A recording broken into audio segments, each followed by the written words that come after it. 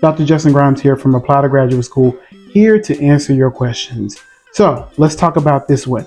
Graduate school attire. What should you wear to graduate school? Right now, you see I got on an undershirt and a blazer. Is this the appropriate attire or the expectation? Look, here's the reality. When it comes to graduate school attire, it really depends on your school culture. It depends on the culture of your program, what they discuss and share within orientation, whether it be new student orientation or the orientation for your program, and generally what people find to be the most comfortable or the most common in your field. Like, one of the things you want to do is really understand what is the expectation around dress codes or dress policies for the institution. Do they even have one? Because frankly, some of them don't, some of them do. And the best way to find this information is through Google and just typing in the institution, student dress code, institution dress code policy. You can even add even more detail and say graduate student to see if there's anything written in the graduate student handbook or whatever guide that describes the expectations, the rules, the rituals, the processes governing all graduate students. When you decide to take and enroll in classes, you agree to this document to uphold everything in there, right? Like, this is something you should be used to. You did this in undergrad. But the next thing is, what if you don't know? What if you read the handbook, it's not pretty clear, and you still got questions? Who should you go to? Now, I highly encourage you to start with students in the program.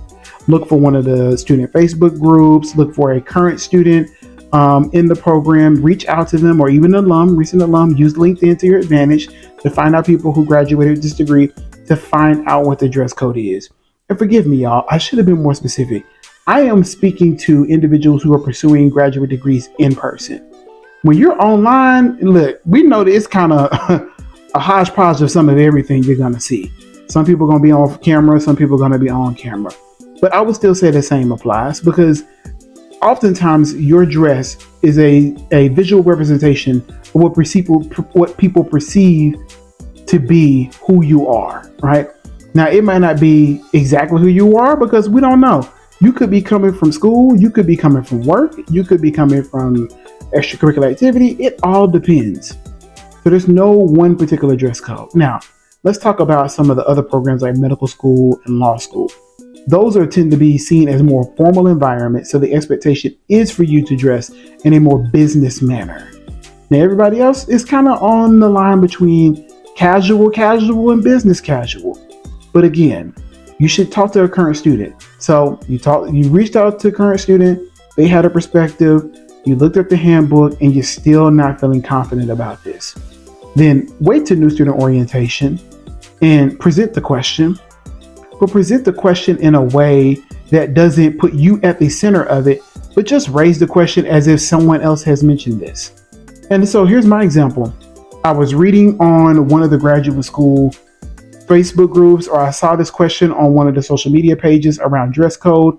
Tell us, what is the expectation around how people should show up in terms of dress? Now, you take that for what it's worth and you remix it how you want to, and you get the information. Is this the time? Let's have another conversation. Is this the time to challenge dress codes, to challenge things that are in place before you got there? That is something for you to decide. I cannot tell you should or you should not do it. My personal belief is don't do nothing that's going to prevent you from getting to the finish line. Don't institute any type of action that's going to cause faculty or other decision makers to question why they decided to admit you. Because when they begin to question it, they're going to potentially find a way to get you up out of there. And I don't want you to do that. I don't want you up out of there. I want you to get to the end.